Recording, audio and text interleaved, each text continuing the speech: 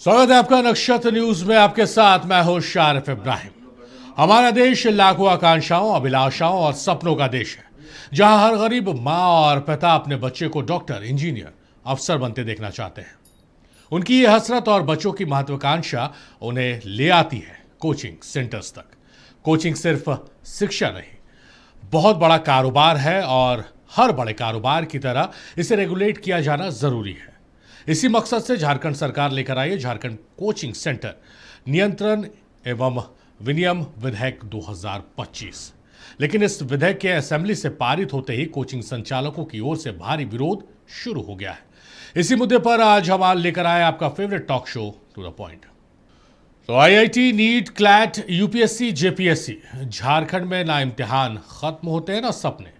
राज्य के हर बच्चे की पीठ पर बस्ते से बड़ा बोझ उनके माता पिता के अरमानों का। नतीजा, देश में सबसे ज्यादा झारखंड में करीब करीब हर दूसरा बच्चा स्कूल टाइम से ही किसी न किसी कोचिंग संस्थान से जुड़ जाता है। बच्चों के इस चाहत ने कोचिंग को करोड़ों अरबों का कारोबार बना दिया है, जहां एक और बच्चों की जिंदगी बनाने का जुनून है, उनकी किस्मत संवारने का सुकून है, तो दूसरी ओर गरीब छात्रों का जबरदस्त शोषण भी है। शिक्षा कभी साधना थी, जीवन का उद्देश्य था। आज ये शुद्ध और अशुद्ध कारोबार है। 60,000 का कारोबार। अगले 3 साल में ये दोगुने से ज्यादा 1,30,000 और 5 साल में 1.5 लाख का कारोबार हो जाएगा, जिससे 75 लाख छात्रों का भविष्य जुड़ा होगा। छात्र हमारे देश के भविष्य हैं। मेडिकल, इंजीनियरिंग या यूपीएससी, जेपीएससी का सपना लेकर कड़ी पढ़ाई कर रहे छात्रों का शोषण न हो, इस वास्ते मुख्यमंत्री हेमंत सोरेन की सरकार ने झारखंड कोचिंग सेंटर नियंत्रण एवं विनियमन विधेयक 2025 असेंबली से पारित कराया है। राज्यपाल की स्वीकृति के बाद गजट नोटिफिकेशन की तारीख से ये कानून बन जाएगा और झारखंड में लागू माना जाएगा। कोचिंग सेंटर का विनियमन जरूरी है। राज्य सरकार के मुताबिक न्यूनतम 50 छात्र वाले संस्थानों पर ये विधेयक लागू होगा। हर कोचिंग सेंटर का रजिस्ट्रेशन अनिवार्य होगा। इस वास्ते 5 लाख की बैंक गारंटी जमा करनी होगी। कोटा में छात्रों की सुसाइड की कई घटनाएं सामने आने के बाद ये तय किया गया कि अगर छात्र 1000 या ज्यादा हैं, तो सेंटर पर एक साइकेट्रिस्ट रखना जरूरी होगा। शुल्क, कोर्स, ट्यूटर, आधारभूत संरचना की पूरी जानकारी वेब पोर्टल पर देना जरूरी होगा। शिकायत के लिए सेल का गठन करना अनिवार्य होगा। हर विद्यार्थी को बैठने के लिए कम से कम 1 वर्ग मीटर की जगह मिलनी चाहिए और ये सेंटर 24 घंटे होटलों की तरह खुले रहने के बजाय सिर्फ सुबह 6 बजे से रात 9 बजे तक ही संचालित होंगे। सबसे पहली बात तो है कि हम इस पक्ष में है कि लोकतंत्र में हर कुछ अकाउंटेबल होना चाहिए और कोचिंग को भी रेगुलेट किया जाना चाहिए। सरकार की मंशा पर हमें शक है कि जो निकाला है रेगुलेशन, ये कोचिंग को रेगुलेट करने के लिए है या फिर कोचिंग को बाहर करके कुछ चुनिंदा कोचिंग को लाने की तैयारी है। क्योंकि जहाँ तक हमने इस रेगुलेशन को देखा है, कई ऐसे क्लाउज है जो कि बड़े बड़े मेट्रो सिटीज़ में भी इम्प्लीमेंट करना पॉसिबल नहीं है। उदाहरण के लिए मनोचिकित्सक रखना किसी कोचिंग के लिए पॉसिबल नहीं है। बहुत सारे ऐसे कोचिंग्स हैं जिनका कैपिटल ही 5 लाख का होता है और आप पहले ही 5 लाख की डिमांड कर रहे हैं। यानी हमारा स्टैंड बिल्कुल साफ है, आप कोचिंग को रेगुलेट कीजिए, लेकिन रेगुलेशन के नाम पर आप कोई ऐसा गेम मत खेलिए कि बड़े बड़े कोचिंग संस्थान हमारे पास आ जाएं और छोटे छोटे कोचिंग संस्थान जो वो बंद हो जाए। कोचिंग संस्थानों के लिए सरकार ने जो नियमावली बनाई है, भाजपा की ओर से भी और कांग्रेस पार्टी की ओर से भी हम इस निर्णय का स्वागत करते हैं। देखिए, बहुत ज़रूरी था। जिस तरह से कोचिंग संस्थानें अपनी मनमानी करती हैं, न सिर्फ फीस को लेकर बल्कि एक बहुत गंभीर स्थिति का सामना करना पड़ रहा है पूरे राज्य और पूरे देश को कि बच्चों को नन स्कूलिंग कराया जा रहा है। तो मैं तो सरकार से जो नियमावली बनी है उसमें और कुछ कड़ाई करने की मांग करूंगा। हाँ, देखिए, ये तो सेंट्रल का गाइडलाइंस है कि कोचिंग एक्ट आना चाहिए और लगभग बहुत सारे स्टेट में आ चुका है और झारखंड में अभी रिसेंटली इस पे आया है। कुछ पॉइंट्स है जो कि दूसरे स्टेट से थोड़ा चेंज हो गया झारखंड में। झारखंड में हम लोग लोकल हैं और यहाँ पे कई सालों से 5 साल 7 साल से लगभग चला रहे हैं और यहाँ पे कभी हम लोग को बुलाया नहीं गया ये सब मीटिंग में कि हम लोग भी अपनी बात रख पाते। तो ये सब एक जनरल प्रॉब्लम है। तो माननीय मुख्यमंत्री से हम लोग उम्मीद करते हैं कि इस पे वो संज्ञान लेके और थोड़ी सी अमेंडमेंट करने की ज़रूरत है, नहीं तो बहुत सारे लोग जो है वो बेरोजगार हो जाएंगे। फिर जो अभी जो ब्रेड बटर चल रही है वो भी छीन जाएगा उनसे। मैं धन्यवाद देना चाहूँगा हमारे गठबंधन सरकार को, जिन्होंने ये नियमावली इस मानसून सत्र में लेकर के आए। ये सारी नियमावली से उन पर एक अंकुश लगेगा और विशेष करके जो गार्जियन हैं और जो स्टूडेंट्स हैं उनको एक राहत की बात सरकार ने की है, जो जिसका स्वागत किया जाना चाहिए। और शिक्षा के क्षेत्र में कई ऐसी सुधार राज्य की सरकार कर रही है, विश्वविद्यालय आयोग का गठन हो या ये हो, तो उच्च शिक्षा पर भी सरकार का ध्यान केंद्रित है। परेशानी ये है कि इस विधेयक में अधिकारियों को बहुत व्यापक अधिकार दिए गए हैं, जबकि अपीलीय तंत्र का विधेयक में अभाव है।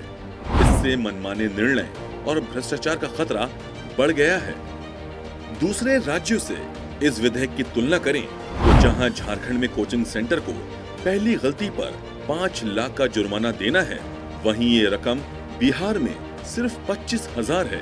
दूसरी गलती पर ये जुर्माना झारखंड में 10 लाख है, जबकि बिहार और यूपी में सिर्फ 1 लाख। झारखंड में कोचिंग संस्थानों के लिए रजिस्ट्रेशन फी 5 लाख है, जबकि राजस्थान बिहार में रजिस्ट्रेशन फ्री है। झारखंड में कोचिंग संस्थानों को नियामक निकायों में प्रतिनिधित्व हासिल नहीं है, जबकि राजस्थान और मध्य प्रदेश में उनके नुमाइंदे हैं। विधेयक में प्रावधान है कि शिक्षक एक समय में 1 से अधिक संस्थानों में नहीं पढ़ाएंगे। सभी पूर्णकालिक या अंशकालिक ट्यूटर्स का वेब पोर्टल पर पंजीकरण होगा। छात्र के कोचिंग सेंटर से बाहर निकलने की स्थिति में भी फी रिफंड करना होगा। छात्रों का एडमिशन डिटेल्स और उनकी लिखित इजाजत लेना जरूरी होगा। झारखंड में कोचिंग कल्चर अब एक महामारी का रूप ले चुका है। बच्चों को डॉक्टर, इंजीनियर बनाने की जिद का नतीजा ये है कि झारखंड के 40% छात्र किसी न किसी ट्यूशन या कोचिंग से जुड़े हैं। सारे देश में सबसे ज्यादा झारखंड के ग्रामीण इलाकों में 45% छात्र ट्यूशन या कोचिंग ले रहे हैं, जबकि देश में ये औसत 30% के करीब है। जाहिर है इसका नियमन करना सरकार के लिए बेहद जरूरी था, लेकिन इस विधेयक के कई प्रावधान अभी ऐसे हैं जिन पर बहस होना जरूरी है। राज्य सरकार के इस फैसले के बाद जो है जो कोचिंग संस्थान के संचालकों में काफ़ी विरोध देखने को मिल रहा है और साफ तौर पर राज्य सरकार को ये मैसेज दे रहे हैं कि कहीं न कहीं जो ये बिल राज्य सरकार के द्वारा लाया गया है ये कहीं ना कहीं गलत है। सरकार जो है कोचिंग संचालकों की बात नहीं सुनी और कानून बना दिया। यशवंत कुमार के साथ नवीन शर्मा, नक्षत्र न्यूज, रांची। तो कोचिंग इंस्टीट्यूट्स के लिए गाइडलाइन झारखंड सरकार की तरफ से बनाई गई है। सत्ता पक्ष इसका स्वागत कर रही है। विपक्ष का कहना है कि व्यवहारिक नहीं है। कोचिंग संस्थान भी इसका विरोध कर रहे हैं और उसमें एक जो सबसे बड़ी बात है कि अगर ये विधेयक बन रहा था तो जो कोचिंग संस्थान है, जो उनका एसोसिएशन है, उससे किन्हीं लोगों को लेकर विचार विमर्श नहीं किया गया, उनकी बातें नहीं सुनी गई है। इन तमाम मसलों पर हम चर्चा करेंगे। बहुत खास मेहमान हमारे साथ स्टूडियो से जुड़ रहे हैं। मेहमानों का तारुफ कराते हैं और फिर हम चर्चा को आगे बढ़ाते हैं। हमारे साथ अशोक बड़ाइक है, बीजेपी के नेता। अशोक, बहुत स्वागत है आपका। एम.के. गुप्ता साहब है, vice president Jharkhand coaching association, बहुत स्वागत है गुप्ता सर आपका। और सुनील सिंह साहब है, कांग्रेस के नेता है। सुनील साहब, बहुत स्वागत है आपका। गुप्ता सर से शुरुआत करते हैं। सर, गाइडलाइन बना है अकाउंटेबिलिटी तय करने के लिए, लेकिन विरोध हो रहा है और ख़ास करके जो संचालक है उनकी तरफ से विरोध हो रहा है। मैं बयान में भी सुन रहा था, आपने भी सुना कि जब ये विधेयक बन रहा था तो रायशुमारी होनी चाहिए, ये प्रैक्टिकल बात कही जा रही है। कहाँ आप मान रहे हैं कि कहाँ गलतियाँ हैं जिस वजह से कोचिंग संस्थानों को भी समस्याओं का सामना करना पड़ सकता है?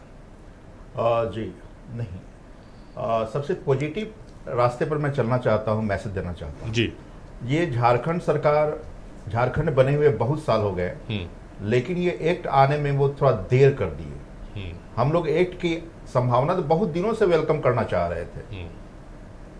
हम लोग एक्ट आया है तो उसके विरोध में नहीं है, बल्कि सेंट्रल गवर्नमेंट के गाइडलाइन में जैसे थे अलग अलग स्टेट में, आपने खुद बताया अभी, या सच बात ये है कि 25,000 रुपया उनको देने हैं, रजिस्ट्रेशन का शुल्क देना है। और सेंट्रल गवर्नमेंट का मेरे पास ड्राफ्ट भी है यहाँ पर, उसमें लिखा हुआ है 25,000 होना चाहिए। तो 25,000 करें। वन नेशन वन एक्ट होना चाहिए।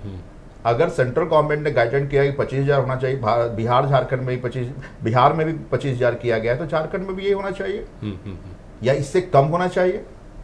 जब आप स्टूडेंट का हित देखते हैं, जो अगर अमाउंट बढ़ाए जाते हैं, जीएसटी अगर बढ़ता है किसी पर, तो जीएसटी का बोझ किस पे पड़ता है? जनता पे पड़ते हैं। अगर आप फी बढ़ाए, आप 5 लाख कर दीजिएगा, तो उसका बोझ किस पे पड़ेगा? स्टूडेंट पर पड़ेगा, जाहिर तौर पर। और स्टूडेंट पर नहीं पड़ेगा तो कोचिंग इंस्टीट्यूट पड़ेंगे। तो आप बात बताइए, झारखंड ग्रामों का देश है, भारत गांवों का देश है।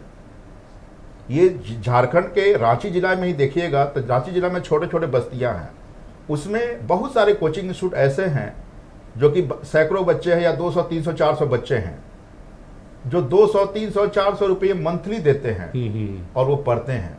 उनकी टर्नओवर 5 लाख की नहीं है साल भर की, तो वो कहां से 5 लाख रजिस्ट्रेशन दे पाएंगे? जाहिर तौर पर। कोविड के बाद लगभग, अगर मान लीजिए, लगभग 80% कोचिंग इंस्टीट्यूट बंद हो चुके हैं, और जो सरवाइव किया अपने घर के गहना बेचकर, अपना प्रॉपर्टी बेचकर, वो उन्होंने सरवाइव किया, अपने स्टाफ्स को उसने चलाया, पेट भरा, और इसके अलावा सोशल लोगों का भी पेट भरा जाके। तो अभी स्थिति कोचिंग के कोविड के बाद ऐसी हो गई कि ऑनलाइन हो गए हैं। अब ऑनलाइन होने के कारण अधिकतर student work study from home करने लगे हैं। 500, 800 रुपया, 1000 रुपया में सब्सक्राइबर लेकर वो पढ़ते हैं।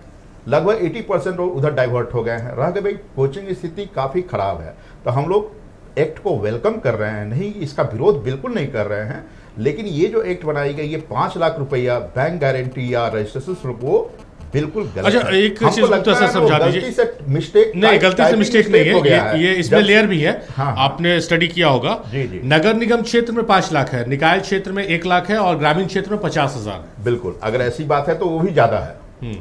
ग्रामीण क्षेत्र में हमने कहा ना 5 लाख का टर्नओवर भी नहीं है उन लोगों का।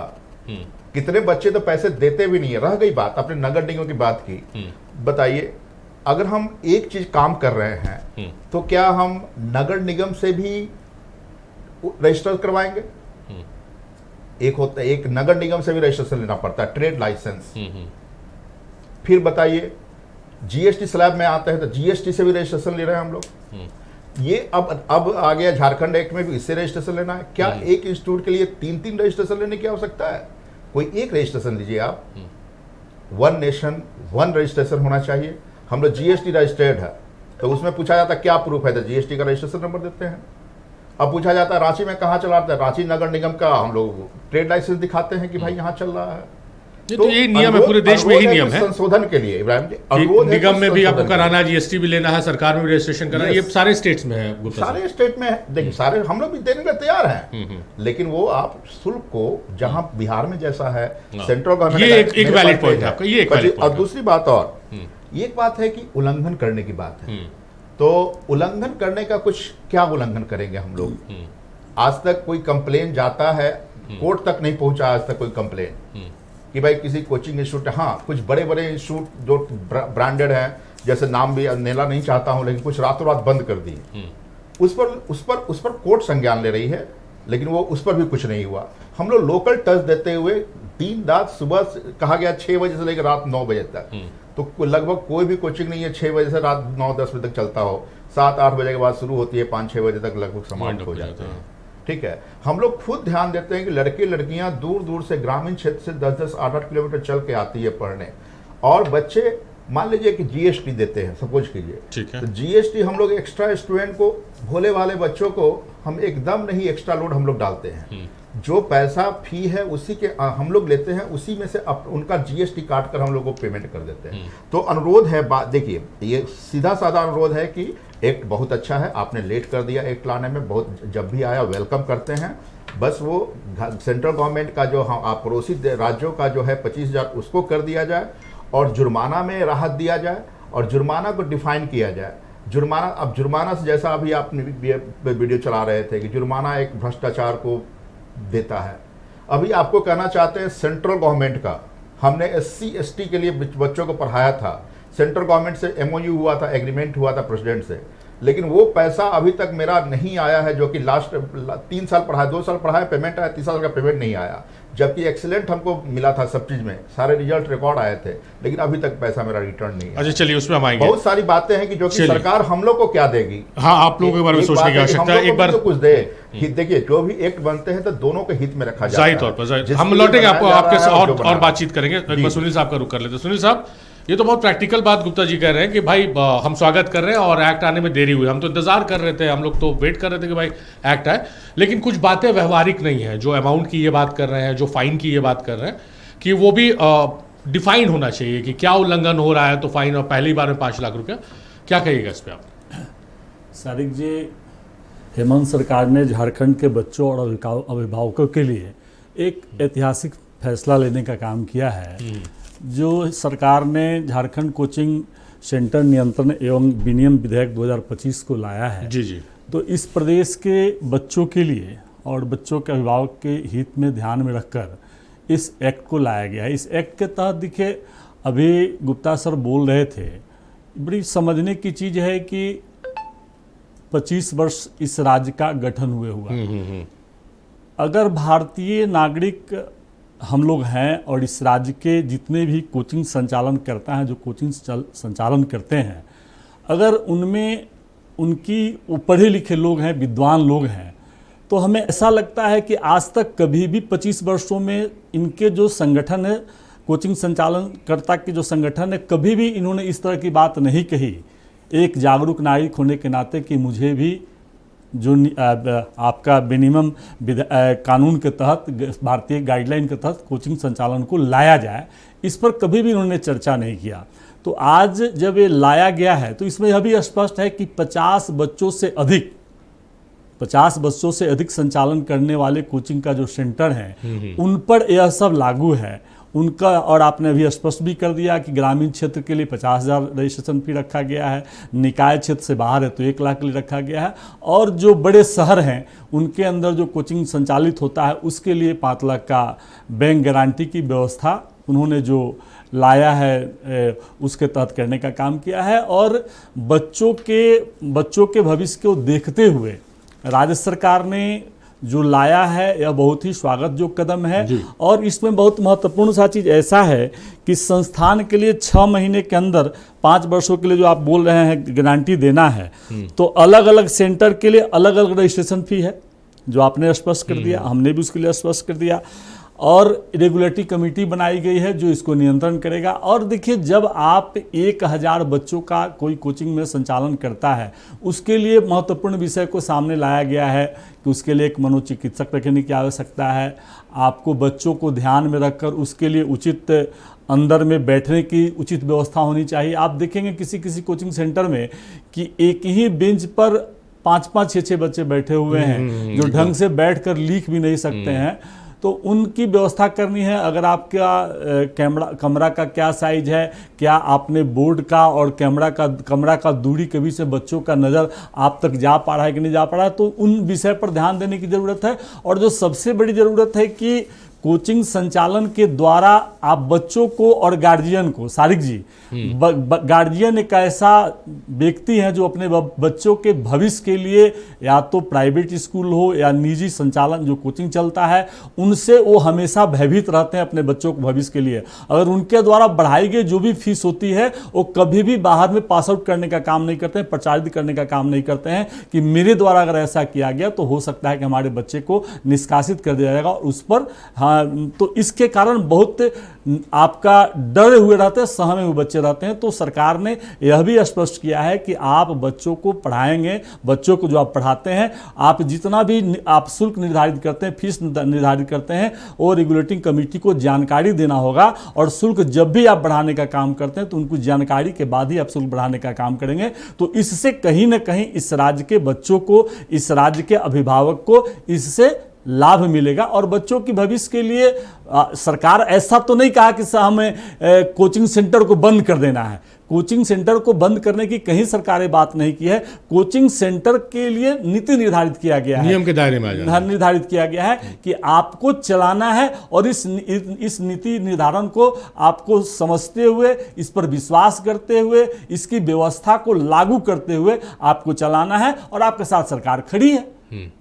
चलिए अशोक का रुख कर लेते हैं। अशोक, जिस तरह से लगातार आप लोगों की तरफ से भी निजी स्कूलों की मनमानी होती है, आप लोग मुखर होकर उसकी आवाज़ उठाते हैं, उस पर संस्थानों को लेकर, निजी अस्पतालों को लेकर, तो मुझे लगता है कि आप लोग भी स्वागत करना चाहिए इसको, इस डिसीजन को, क्योंकि मोस्ट अवेटेड था, ये होना चाहिए, रेगुलेशन बनना चाहिए। देखिए, भारत सरकार के गाइडलाइन के अनुसार अगर झारखंड जो कोचिंग जो बिल आया है, मुझे लगता है कि अगर उसके गाइडलाइन के अनुसार होता, भारत सरकार के गाइडलाइन के अनुसार होता, तो मुझे लगता है कि हम बैठकर यहाँ पर 100% उनका स्वागत करते, अभिनंदन करते। लेकिन ये एक तरह से थ्रेटन करने का ये विधेयक है, एक बिल है। मैं उदाहरण देना चाहता हूं। देखिए, मैं कुछ उदाहरण के साथ में आपको प्रस्तुत करना चाहता हूं कि ये सरकार कोचिंग संस्थान को किस तरह से चारागाह बना रही है, या बड़े बड़े संस्थान के साथ में पर्दे के पीछे से वो टाई अप करके अपने निजी स्वार्थ पूरे करने जा रही है। देखिए, एक मिशन यूपीएससी का कार्यक्रम चल रहा था, जिसमें ST SC OBC के बच्चों को 3-4 महीना पहले दिल्ली के कोचिंग संस्थान में उसको यूपीएससी का प्रशिक्षण देना था, अच्छे बड़े बड़े संस्थानों में। वहां पर क्या था, जो यूपीएससी में या जेपीएससी में जो ऑलरेडी इंटरव्यू तक गए हुए हैं, उनको प्राथमिकता देनी है, और दूसरी वरीयता में किसको देनी है, जो प्रीलिम्स तक गए उनको वरीयता देनी है। उसके बाद किसको देनी है, जो स्टेट कमीशन में यानी जेपीएससी में जो इंटरव्यू में पार्टिसिपेट किए हैं उनको प्राथमिकता देनी थी, और उसके बाद में प्रीलिम्स में जो गए थे उसको भी प्राथमिकता देनी थी। यानी आप एक बार इमेजिन कीजिए, ये सरकार कैसे अपने ब्लूप्रिंट तैयार करती है, खाका बनाती है, नियमावली बनाती है कि मिशन यूपीएससी में वैसे लोग को कोचिंग दिया जाएगा दिल्ली के बड़े संस्थानों में जो ऑलरेडी इंटरव्यू तक गए हैं। सारिफ जी, मैं भी कमीशन का तैयारी करता था, और मुझे लगता है कि आपके दर्शक सुन रहे होंगे कि जो बच्चे या जो अभ्यर्थी जो इंटरव्यू तक गए हैं, प्रीलिम्स तक गए हैं, उनको संस्थान की जरूरत ही नहीं है सारिफ जी, क्योंकि वो उस लेवल को क्रॉस कर चुके हैं। वो सिर्फ भाग्य है और उनका किस्मत, वो गुड लक नहीं आया है, वो क्वालिफाई नहीं कर पाए, इंटरव्यू तक तो जा रहे हैं, प्रीलिम्स तक तो जा रहे हैं, और उनके लिए वो फाइनल किए हैं कि वैसे बच्चों को वहां पर प्रशिक्षण देना है। साहब, जो सिलेक्ट नहीं हो पा रहे हैं आर्थिक समस्या के कारण में, जो पढ़ नहीं पा रहे, जिसके पास जो गरीबी स्तर से नीचे स्तर के लोग हैं, वैसे लोगों को कोचिंग देना चाहिए। और तो और आप एकलव्य प्रशिक्षण जो अभियान चल रहा था इस सरकार का, उसमें क्या था, ST बच्चों को, SC बच्चों को उसको देना था कि देश भर की जितने भी प्रतियोगी परीक्षा है, कॉम्पिटिटिव एग्जाम है, उसमें उसको जितने भी है, वो इंजीनियरिंग, मेडिकल, लॉ, जितने भी है, सब में उसको प्रशिक्षण देना था। वो क्या किए, बिना बताए हुए टेंडर को कैंसिल कर दिए। इसलिए टेंडर को कैंसिल किए कि मन मुताबिक संस्थान को काम नहीं मिल पाया। तो सरकार जिसको देना चाहती है, यानी पहले से फाइनल की हुई रहती है, अगर वो L1 नहीं हो पाते, फाइनल नहीं हो पाते, तो उस टेंडर को कैंसिल कर दिया जाता है। नुकसान किसका हुआ, झारखंड के झारखंडी बच्चों का हुआ, ST SC बच्चों का हुआ। और तो और उसके बाद में अभी हाल के दिनों में नीट और IIT के प्रशिक्षण के लिए जो ये लोग टेंडर निकाले थे, उस टेंडर की क्या हुई, आप लोगों ने भी उस चैनल में, न्यूज चैनल में चलाने का काम किया था, अखबारों में भी छपा था कि टेंडर हुआ ही नहीं है, वो ऑन प्रोसेस है, और फाइनल हो गया कि एक कोचिंग संस्थान फिजिक्स वाला का नाम आ गया, वो अंडर प्रोसेस है। कोचिंग अभी मामला चल ही रहा है, टेंडर प्रक्रिया में सभी संस्थान पार्टिसिपेट किए हुए हैं, लेकिन उस अंदर से, डब्बा के अंदर से, बिना ऑफिशियल फाइनल किए हुए लोग फाइनल कर देते हैं कि फिजिक्स वाला का ही नाम फाइनल होगा, और जब खुलता है तो फिजिक्स वाला का नाम आता है। तो आप इसको कैसे कहिएगा कि झारखंड सरकार पारदर्शिता तरीके से काम कर रही है। अब मैं विधेयक पर आता हूं साहब, जिस राजस्थान में कोटा, जो इतना बड़ा प्रशिक्षण जो इंस्टीट्यूट का केंद्र है, मुझे लगता है कि एशिया में कोटा सबसे बड़ा वृहद पैमाने पर वहां कोचिंग संस्थान खुले हुए हैं, उस राज्य राजस्थान में जो लोगों ने जो कानून लाया है, वहां तो प्राधिकरण है, वहां तो प्राधिकरण में जो हायर एजुकेशन के सेक्रेटरी होते हैं, उसके चेयरमैन होते हैं, वहां तो पूरा सिस्टमेटिक तरीके से है। वहां पर कोचिंग संस्थान 50,000 रुपया अगर कोई जुर्माना करती है कोई कोचिंग संस्थान, तो 50,000 दूसरे बार में उसको 2 लाख करनी है। यहां पर क्या हुआ, यहां पर आपको 1 लाख, 5 लाख और उसके बाद सीधे 10 लाख। अब आप बताइए कि बिहार जैसे बगल पड़ोसी राज्य में आपका 50,000, आप यहां 5 लाख कर रहे हैं। सारिफ जी, मैं अपना व्यक्तिगत अनुभव बता रहा हूं, मैं कोचिंग चलाकर मैं राजनीतिक में प्रवेश किया हूं, और मेरे पास 250-300 बच्चों को मैं प्रति सेशन पे पढ़ाया करता था। अगर आप बताइए कि मेरे जैसे गरीब परिवार का बच्चा, जो मजदूर करने वाला का बेटा, एक दाई का काम करने वाला का बेटा, अगर वो रांची में अगर पढ़ाता है 250-300 बच्चों को, और उसमें कई मुफ्त, क्योंकि मैं भी अपनी आर्थिक स्थिति को झेलकर बड़ा हुआ हूं, तो मैं कितने बच्चों को मुफ्त पढ़ाता था। लेकिन झारखंड सरकार के गाइडलाइन के हिसाब से अगर 50 बच्चे से ऊपर होगा तो आप उसके अंदर में आ पाते हैं। तो साहब आप झारखंड जैसे राज्य में जो आदिवासी मूलवासी है, जो गरीबी स्तर से यहां नीचे स्तर पर रहने वाले लोग हैं, ऐसे लोगों के लिए तो आप मौत का काल, ये बिल नहीं है, ये मुझे लगता है उसके लिए गला की फांस है। और आप जिस तरह से अभी मनोज जी ने बताया कि ये जो विधेयक है अगर सही निर्णय अगर पारदर्शित तरीके से लाते तो हम उसका स्वागत करते। मैं एक लाइन में अपनी बातों को समाप्त करूंगा सारिफ जी, मैं यही बोलकर करूंगा कि बड़े मछलियों को फायदा देने के लिए छोटे मछलियों को इतना नियम कानून से दाब दो कि वो स्वतः शटर बंद कर देगा, और फायदा किसको मिल जाएगा? बड़े मछलियों को मिल जाएगा, जो मैंने कई उदाहरण बताने का काम किया है। तो यह सरकार की नीति स्पष्ट नहीं है, नियत भी स्पष्ट नहीं है, और सत्ता में बैठे हुए लोगों को कहां से पर्दे के पीछे से मलाई मिले, हाथ मिलाए और टेंडर प्रक्रिया में कैसे हम सांठगांठ करके निजी राजस्व प्राप्त करें, यह उनकी प्राथमिकता है। झारखंड के विद्यार्थी को कैसे उच्च शिक्षा प्राप्त कराना है, कैसे उसको प्रशिक्षण देना है, उनकी प्राथमिकता भी है। चलिए, नहीं, आप जो ये कह रहे हैं अशोक कि बहुत सारे ऐसे बच्चों को आप भी पढ़ाते थे निःशुल्क, हम अप्रिशिएट करते हैं उस बात को, हमें पता नहीं था ये बात, लेकिन ये तो पूरा डिटेल्स आपको पोर्टल में डालना है ना कि आपके पास अगर मान लीजिए 50 बच्चों से ऊपर है और उसमें 10 बच्चों का फीस नहीं ले रहे हैं, तो वो भी मेंशन करना है, वो भी सरकार के पास जानकारी होगी कि भैया इस पर्टिकुलर इंस्टीट्यूट में 10 बच्चों से पैसे नहीं लिए जा रहे हैं। इब्राहिम जी, आप अभी गांव और अर्बन और हम रूरल का बातें कर रहे थे, आप रूरल में जाकर देखिए, एक तो राज्य की दुर्भाग्य कहिए या कुछ भी कहिए कि कई अच्छे संस्थान, अच्छे बच्चे हैं। आप सिमडेगा में चले जाइए, गुमला चले जाइए, आप साहेबगंज चले जाइए, पाकुड़ जैसे जिला चले जाइए, आप दुमका जैसे जगह चले जाइए, आपको वहां कई ऐसे आदिवासी बच्चे प्रतिभाशाली मिलेंगे। और वो इतने अच्छे प्रतिभाशाली बच्चे हैं जो मैट्रिक और इंटर के आप उसके रिजल्ट को देखेंगे तो लगेगा ये झारखंड को उभरता हुआ भविष्य है। लेकिन अच्छे गुणवत्ता संस्थान गांवों में नहीं मिल पाता है, आप पंचायत में, ब्लॉक में नहीं मिल पाता, जिला में नहीं मिल पाता है, जिसके कारण उनको शहर रुख करना पड़ता है। आप बताइए, आप ग्रामीण स्तर पर, हम अर्बन को अभी थोड़ा देर के लिए हटा देते हैं क्योंकि हम रांची राजधानी बैठे हुए, ये तो कोचिंग का हब है। मैं गुमला और सिमडेगा की बात करता हूं। गुमला सिमडेगा में अभी कई ऐसे बच्चे जो राष्ट्रीय पटल पर अपना प्रतिभा को दिखाने का काम किए हैं। वहां पर के बच्चे मैं व्यक्तिगत रूप से जानता हूं कि कई कोचिंग में, संस्थान में जाते हैं और वो अपने प्रशिक्षण लेते हैं, ट्रेनिंग लेते हैं, कोचिंग संस्थान जाते हैं। और ऐसे ऐसे नियम कानून आप लाद दीजिएगा कि आप 5 लाख रुपया दीजिए तब आपका एफिलिएशन होगा, मतलब आप रजिस्टर्ड होंगे। आप उसके बाद कई ऐसे नियम कानून आप क्लोज डाल दिए हैं कि वो बेचारे थक हार कर बोलेंगे मेरा उतना कमाई नहीं होता है इब्राहिम जी, तो हम कोचिंग सेंटर खोलेंगे क्यों? और तो मैं भी यही बता दे रहा हूं इब्राहिम जी कि कई ऐसे बच्चे पढ़ते पढ़ते भी ट्यूशन कर देते हैं, कोचिंग कर लेते हैं। रांची में कई उदाहरण है कि कई कोचिंग के स्टूडेंट ही आज के डेट में वो जॉब सीकर्स नहीं है, जॉब क्रिएटर्स है। और आपने जो देश में माननीय प्रधानमंत्री जी ने जॉब सीकर्स की कॉन्सेप्ट को हटाकर जॉब क्रिएटर्स की जो कल्पना की है और उस दिशा में देश के युवा आगे बढ़ चले हैं। और आपने जॉब क्रिएटर्स को, आप उस रोजी रोजगार जो कर रहे हैं उसके, आप उसको दुकानदारी को बंद करने का काम किया, उसके कोचिंग संस्थान को बंद करने का काम किया। तो मुझे लगता है कि राज्य सरकार को इस पर मंथन करने की आवश्यकता है कि थोड़े रूल्स में, हम नहीं कहते हैं कि आप विधेयक मत लाइए, लानी चाहिए। कुछ संस्थान छात्रों के साथ मनमानी करते हैं, इसको स्वीकार करता हूं इस चैनल के माध्यम से, लेकिन ऐसे नहीं कि कुछ संस्थान अपनी गड़बड़ियां करते हैं जिसका परिणाम पूरे संस्थान भुगतते हैं। मुझे लगता है कि सरकार को थोड़ा आत्ममंथन करते हुए इस पर थोड़ा संशोधन करनी चाहिए। चलिए, अशोक जो उदाहरण दे रहे थे, मैंने उनको 20 मिनट होगा सिमडेगा और खूंटी का, तो अपने दर्शकों को बता दें कि 3 लेयर में रजिस्ट्रेशन फीस रखा गया। नगर निगम क्षेत्र के लिए 5 लाख और नगर निकाय के लिए 1 लाख और ग्रामीण क्षेत्रों के लिए मात्र 50,000 रुपया, वो भी 50 बच्चे से अगर अवब है तो। बहरहाल तमाम मेहमान हमारे साथ बने रहेंगे, सवाल जवाब का सिलसिला जारी रहेगा। या रुक रहे एक छोटे से ब्रेक के लिए, जल्द हाजिर होते हैं। स्वागत आप सभी का ब्रेक के बाद। तो झारखंड सरकार ने निजी जो कोचिंग संस्थान है उसके लिए एक विधेयक लाया है, इसका सत्ता पक्ष की तरफ से स्वागत किया जा रहा है, लेकिन कुछ मुद्दों को लेकर, कुछ पॉइंट्स को लेकर इसका विरोध भी है और उसी चीज़ों को हम जानने समझने की कोशिश कर रहे हैं। मेहमान हमारे साथ जुड़े हुए, एक बार फिर गुप्ता सर के पास रुक करते हैं। गुप्ता सर, जो फीस की जो बात की आपने, रजिस्ट्रेशन फीस की बात कर रहे हो, हमने भी अपनी रिपोर्ट में दिखाया कंपेरेटिव स्टडी कि बिहार में क्या है, उत्तर प्रदेश में क्या है, राजस्थान में क्या है। चलिए, उसको हम वो एड्रेस हो गया इशू, तो दूसरे इशू की तरफ बढ़ते हैं। जो चीज़ें इसमें अट्रैक्ट कर रही हैं कि भाई रजिस्ट्रेशन मस्ट होगा, ठीक है, शुल्क की बात वो डिबेट में है। शिकायत निवारण प्रकोष्ठ होना चाहिए, कंप्लेंट सेल होना चाहिए, फीस नियंत्रण, बैक गारंटी, साइकोलॉजिस्ट को बैठाना, क्योंकि कोचिंग इंस्टीट्यूट में देखा जाता है, क्योंकि एक बच्चों में प्रेशर होता है कि भाई एक्सेल करना है, उसमें वो प्रेशर नहीं ले पाते, तो अगर साइकोलॉजिस्ट रहेंगे उनके पास तो वो उनसे रब्ता कायम कर सकते हैं। ये सब सारी चीज़ें हैं जो कहीं ना कहीं पॉजिटिव नज़र आ रही हैं इस विधेयक की, आपको क्या लगता है? बिल्कुल, पहली बात आपने कहा इब्राहिम जी, हम लोग तो बहुत पुराने जुड़े हुए हैं, आपने कहा साइकोलॉजिस्ट को, तो ठीक है, मैं अनुरोध करता हूँ, विरोध के साथ एक अनुरोध है कि साइकोलॉजिस्ट की बात हो रही थी, उनको गवर्नमेंट हर एक इंस्टीट्यूट में एक एक अपॉइंट करवा दे वो, कहेगी हम लोग किनको खोजने जाएंगे, इतने इंस्टीट्यूट, मैंने सैकड़ों इंस्टीट्यूट है, तो 100 चाहिए डॉक्टर्स या साइकोलॉजिस्ट जो भी चाहिए,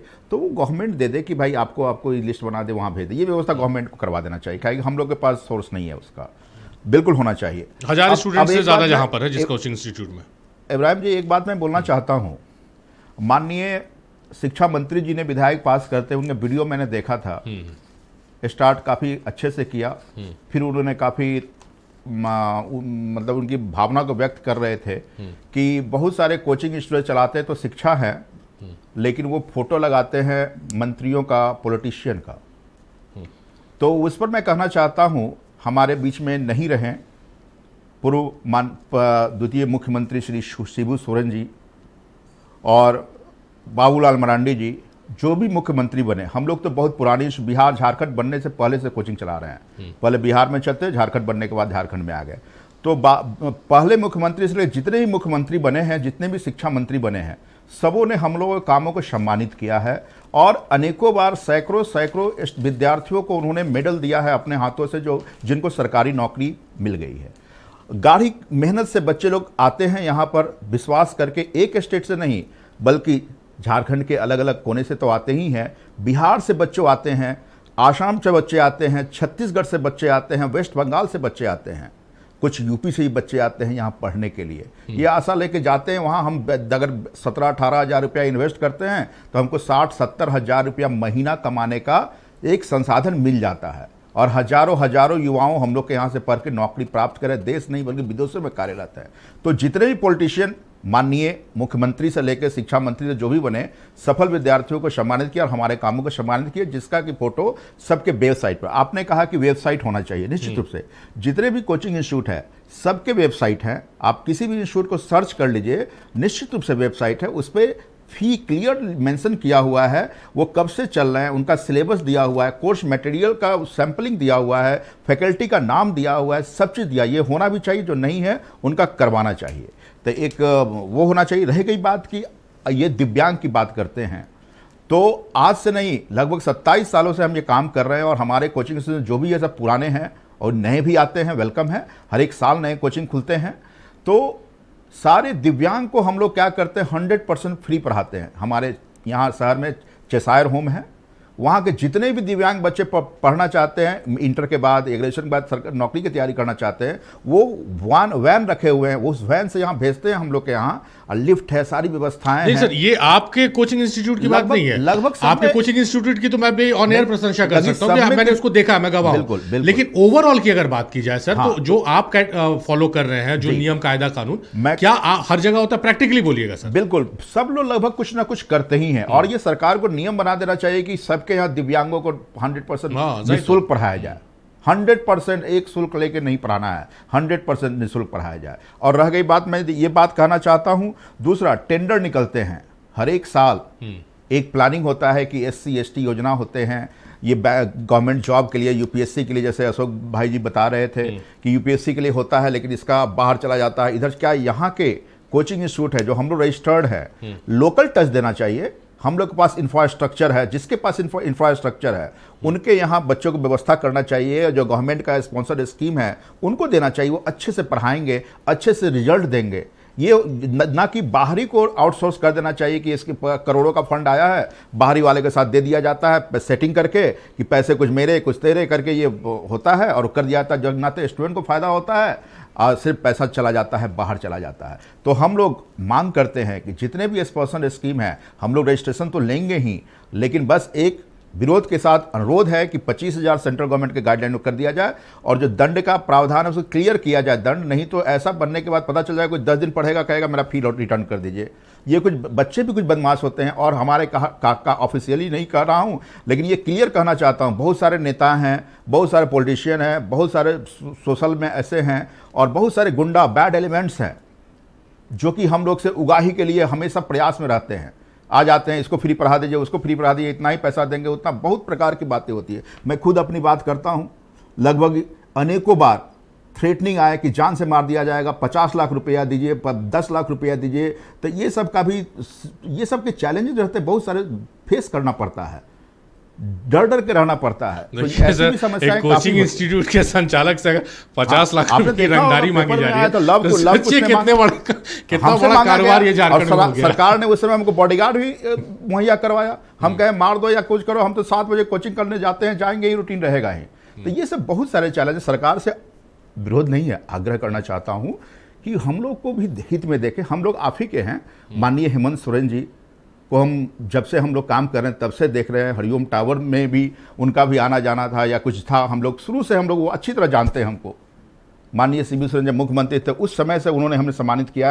आप मुख्यमंत्री 2 बार बने हैं हेमंत सोरेन जी, वो भी हम लोग को सम्मानित किए हैं। तो हम लोग विरोध नहीं कर रहे, आग्रह कर रहे हैं, सत्ता पक्ष के 25,000 रुपया जो है सबका सरकार का सेंटर को उसको कर दिया जाए, और ये जो शुल्क दंड किया जाएगा उसको दंड हम लोग से कैसे लिया जाएगा वो थोड़ा सा फ्लैक्सिबल किया जाए, उसको थोड़ा अनुरोध करते हैं। ऐसा नहीं कि हम लोग डर के साया में काम करते रहे, हैं लोग बच्चे जो आते हैं दूर दूर से उसको कैसे वो सफल हो जाए उसके लिए काम करते हैं। चलिए सुनील साहब, राम जी एक बात बोलना चाहते हैं, जैसे कि आप देखते होंगे, सब लोग जानते होंगे, हमारे सुनील भाई साहब हैं, अशोक भाई साहब भी हैं, जो श्रोतागण हैं सब जानते हैं कि देखिए कॉम्पिटिटिव एग्जामिनेशन ग्रेजुएशन के बाद जनरली ऑफिशियल लेवल का देते हैं, चाहे यूपीएससी से लेकर बैंकिंग तक। तो हमारे एजुकेशन सिस्टम में जो है बोर्ड के बाद दो साल पढ़ा जाता है इंटर और 4 साल पढ़ा जाता है ग्रेजुएशन, 6 साल जो पढ़ाई होते हैं उसका एक भी क्वेश्चन किसी कॉम्पिटिटिव एग्जाम से नहीं पूछा जाता है। इसलिए बच्चे कोचिंग पर आश्रित होते हैं, कोचिंग में टाइम मैनेजमेंट सिखाया जाता है।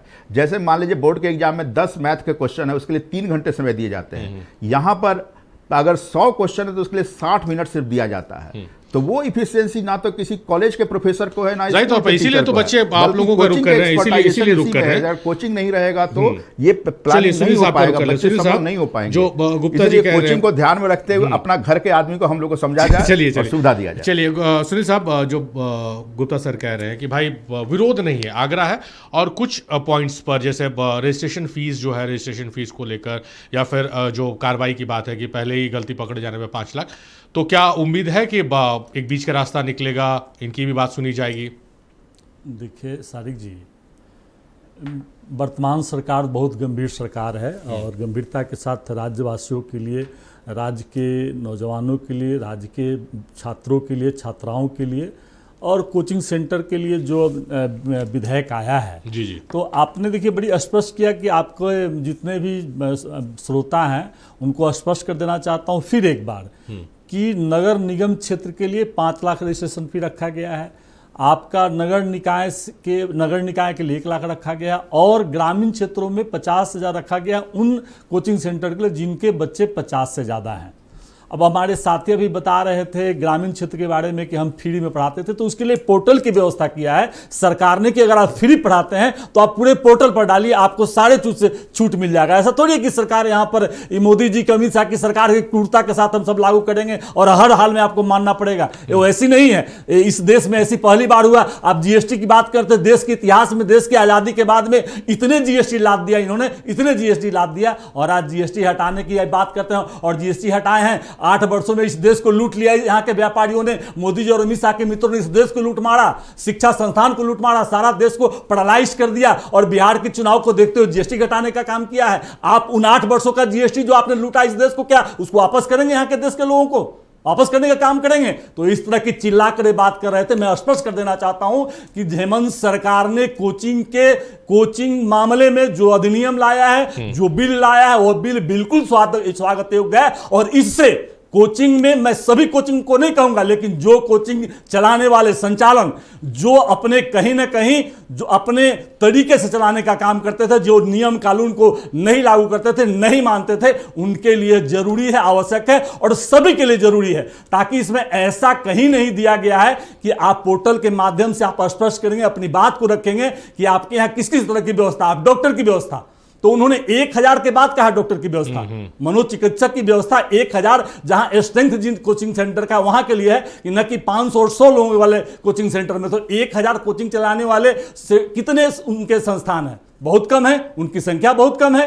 तो आप उस जगह पर आपको व्यवस्था करना पड़ेगा, आपका अग्निशमन की व्यवस्था करनी पड़ेगी, आप शुल्क जो तय करेंगे, शुल्क जो लेंगे आपको पोर्टल के माध्यम से तय करना पड़ेगा। तो भय यहां इस बात की है कोचिंग संचालकों की हमारी लूट बंद हो जाएगी। हम जो लूटने का काम करते थे कि पोर्टल पर मुझे सारी व्यवस्था देना होगा कि मैं शुल्क किस किस एवज में कितना लेता हूं और किससे लेता हूं। अगर मनोज सर फ्री में पढ़ाते हैं तो पोर्टल पर डाल देंगे मैं फ्री पर पढ़ाता हूं, मैं फ्री में काम कर तो सारे डाल देंगे। तो इनको डरने के किस बात का, काहे का डर भाई?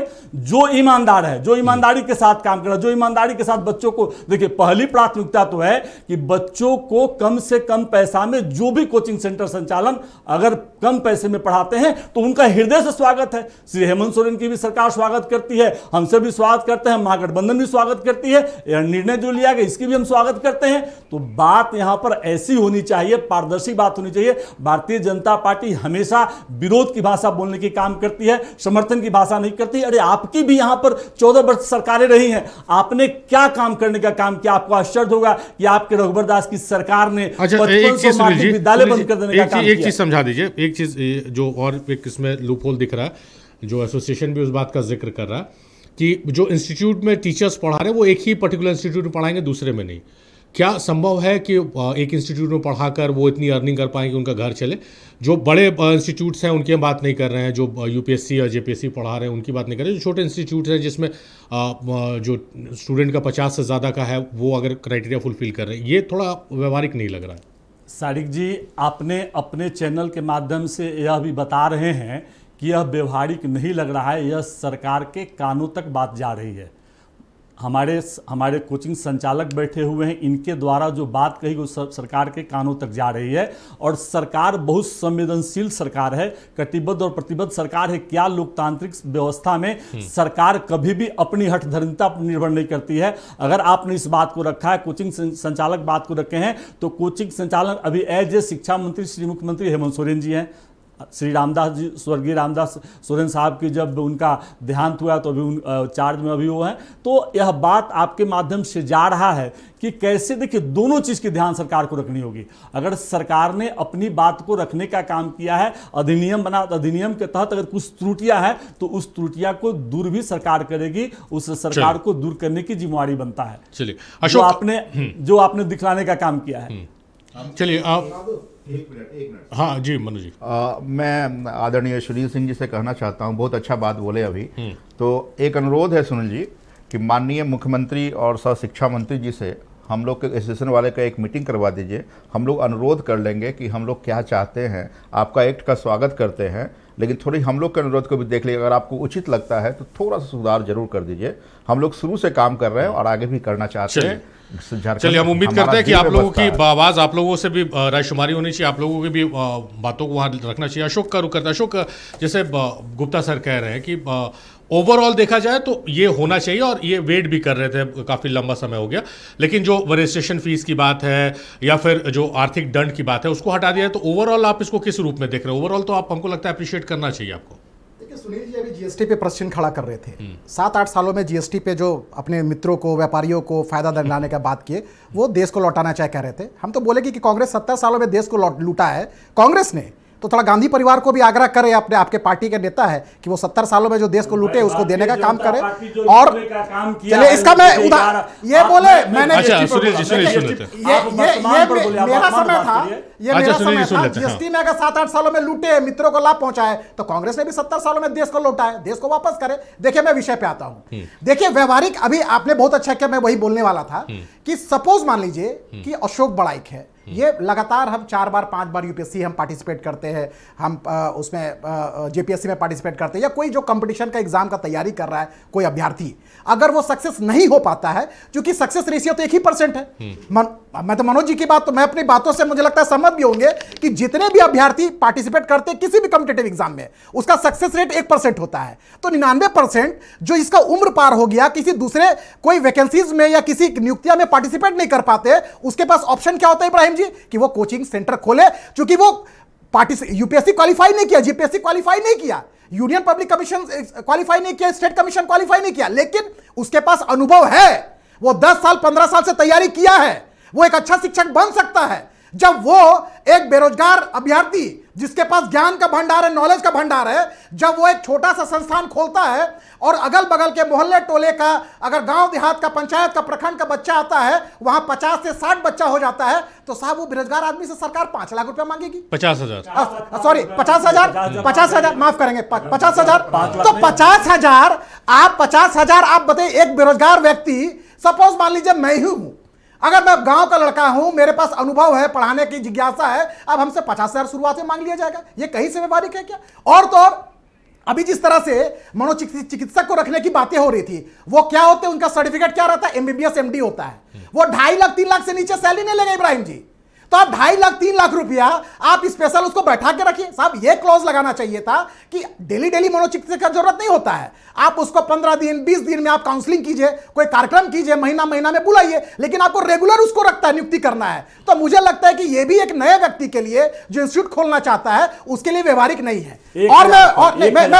मैं अपनी बात पूरी कर लेता हूं। और तो और आप राजस्थान का जिक्र कर रहे थे, राजस्थान के साथ सारे इंस्टीट्यूट्स में है, नहीं, साइकोलॉजिस्ट वहां रहते हैं। इब्राहिम जी, मैं अपनी बात पूरी कर लेता हूं। देखिए, मैं कुल मिलाकर मैं एक पॉलिटिकल पॉइंट ऑफ व्यू से बताना चाहता हूं इस सरकार की मंशा क्या है। आप इस देखिएगा, इस प्रदेश की सबसे बड़ी विषम समस्या क्या है, लगातार जो अभ्यर्थी सड़क पर उतरकर संघर्ष करते हैं, या तो प्रश्न पत्र लीक के मामले में, या जेपीएससी रिजल्ट में हुई देरी के मामले में, या छात्र और अभ्यर्थी लगातार, जेपीएससी अभ्यर्थी हो, जेएसएससी अभ्यर्थी हो, लगातार सड़क पर उतरकर सरकार की कुरीनीति को लेकर हमेशा संघर्ष करते हैं। और संघर्ष करने में क्योंकि कोचिंग संचालक भी उसको सहयोग करते हैं, मैं डंके के चोटे बोल सकता हूं, क्योंकि जेपीएससी अभ्यर्थी, जेएसएससी अभ्यर्थी जब आंदोलन करते हैं तो हम लोग जैसे सामाजिक व्यक्ति, राजनीतिक व्यक्ति के साथ साथ कोचिंग संचालक भी उनका सहयोग करती है, क्योंकि कोचिंग संचालक भी चाहते हैं कि ये मेरा परिवार का बच्चा है, इसका भविष्य बर्बाद नहीं होना चाहिए, तो उसके आंदोलन में वो कोचिंग संस्थान पार्टिसिपेट करती है। और कई कोचिंग संस्थान को यह सरकार FIR दर्ज करके उसको जेल भेजने का काम किया। तो सरकार एक तरह से आंदोलन को, छात्रों की आवाज को दबाने के लिए यह एक तरह से ये एक ऐसा कॉम्प्लिकेटेड कानून बना दिया कि कोई संचालक या तो अपना पेट देखे, या तो वो छात्र के भविष्य के साथ हो रहे खिलवाड़ को आंख मूंद करके वो सरकार की कुरीति पर हाँ में हाँ मिलाए। तो मुझे लगता है इब्राहिम जी कि जिस तरह से आयुष्मान भारत में ये सरकार बड़े अस्पतालों को बेनिफिट देने के लिए छोटे छोटे अस्पताल जो 50 बेड का जो शहर में 50 बेड का जो अस्पताल से ऊपर रहेगा उसी को आयुष्मान कार्ड एक्सेप्ट किया जाएगा, और रूरल में जिसके पास 20 बेड से ज्यादा का जो बेड का जो अस्पताल का क्षमता रहेगा उसी में आयुष्मान कार्ड एक्सेप्ट किया जाएगा। यानी आप गांव में जाकर देखिए इब्राहिम जी, हम लोग तो गांव देहात से आते हैं, किसी प्रखंड में आपको 20 बेड का कोई अस्पताल नहीं मिलेगा, तो क्या वो मरीज आयुष्मान कार्ड एक्सेप्ट नहीं होगा उसके बाद में मर जाएगा? तो एक तरह से आप बड़े अस्पतालों को फायदा देने के लिए छोटे अस्पतालों का ऐसे क्लोज डाल दीजिए कि वो बंद हो जाएगा, आयुष्मान कार्ड एक्सेप्ट नहीं होगा। और तो और इब्राहिम जी, मैं उदाहरण देना चाहता हूं कि जिस तरह से बालूघाट की नीलामी चल रही है हर जिलों में, एक उदाहरण, बालू घाटों को, छोटे छोटे घाटों को मर्ज करके एक बड़े मगरमच्छ को लोग को इन्वाइट किया जा रहा है। मैं गुमला जिला का मैं उदाहरण दे रहा हूं कि 35 करोड़ में गुमला जिला जैसे जिला में, छोटा जिला में 35 करोड़ में मिनिमम बेस प्राइस तय किया गया है। तो इब्राहिम जी क्या है, मैं कुल मिला के सब उदाहरण को जोड़कर कह सकता हूं कि चाहे कोचिंग का मामला हो, चाहे अस्पताल का मामला हो, चाहे बालूघाट का नीलामी का मामला हो, ये बड़े मगरमच्छ के साथ हाथ माथ मिला के छोटे छोटे संस्थान जो अपनी रोजी रोजगार कर रहे हैं उसके पेट में लात मार के अपने निजी राजस्व भरने का काम कर रही है सरकार। मनोज सर का रुख करते, मनोज सर फाइनल कमेंट आपका चाहिए, समय की कमी, कम शब्दों में रखिएगा। जी, तो फाइनल यही है कि सरकार हम लोग को परिवार समझे, और जो नियम सारे बनाए गए हम लोग को बनाए गए हैं तो उसमें थोड़ा रिलैक्सेशन दिया जाए, अनुरोध है। जैसे 25,000 सेंट्रल गवर्नमेंट का जो है क्लियर लिखा हुआ है, मेरे पास वो है, और बिहार स्टेट में 25,000 रखा गया है कि देना है बैंक गारंटी, उसको रखा जाए। और जो 5 लाख और 10 लाख जो पेनल्टी किया जा रहा है, तो पेनल्टी का कोई मतलब नहीं समझे किस कारण पेनल्टी की दिया जाएगा, क्या गलती करेंगे हम लोग। आज तक तो कोई नहीं रिकॉर्ड आया है किसी थाना में, इंफ्रास्ट्रक्चर नहीं है, बहुत ज्यादा भीड़ है क्लास में, डिस्टेंस नहीं बच्चों के बीच में, वो सब क्लियर कर दिया जाए। और सरकार पहला काम तो वो फी कम कर दिया जाए, 25,000 कर दिया जाए। दूसरा ये 10 लाख 5 लाख को खत्म करके थोड़ा सा कम किया जाए, 10,000 5,000 भेजा जो सेंट्रल गवर्नमेंट का लाइन वो किया जाए। और अलग अलग जगह, जैसे कि मान लीजिए कि रांची में मेरा यहाँ पर डोरांडा में कोचिंग है, फिर हिनू में कोचिंग है, फिर रामगढ़ में है, तो सब के लिए अलग अलग पैसे देना ये बंद करके एक रजिस्ट्रेशन करवा दिया जाए झारखंड सरकार में। और और भी बहुत बातें हैं। मनो सर, समय की कमी। जी, सुनील जी। साहब, कम शब्दों में 30 सेकंड में आप अपनी बात रखिएगा, फाइनल कमेंट। सादिक जी, भारतीय जनता पार्टी 14 वर्षों में इस राज्य को बिल्कुल पैरालाइज कर दिया है। शिक्षा से लेकर सभी स्तर देश में भारतीय जनता पार्टी के कारण बहुत गिर चुका है, जिसके कारण वर्तमान सरकार और महागठबंधन की सरकार को भारी परेशानियों का सामना करना पड़ रहा है। और इस राज्य के बच्चों के लिए, इस राज्य के बच्चों के भविष्य के लिए, इस राज्य के रोजगार बेरोजगार बच्चों के लिए, उनके भविष्य के लिए भारतीय आपका श्री हेमंत सोरेन की सरकार कटिबद्ध है, प्रतिबद्ध है और दृढ़ संकल्पित है। ये भारतीय जनता पार्टी की सरकार नहीं है जो सिर्फ मंदिर मस्जिद के नाम पर इस देश के नौजवानों को, भविष्य को बर्बाद कर दिया है। रोड लोग लड़ने और मरने के लिए तैयार हैं। और शिक्षा से बिल्कुल भारतीय जनता पार्टी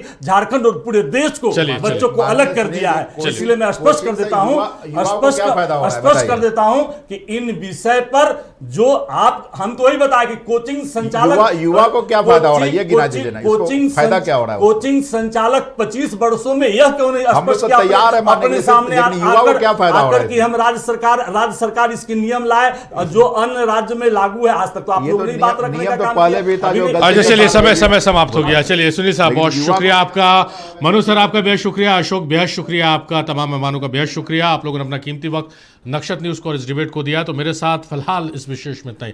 देखते हैं नक्षत्र न्यूज़।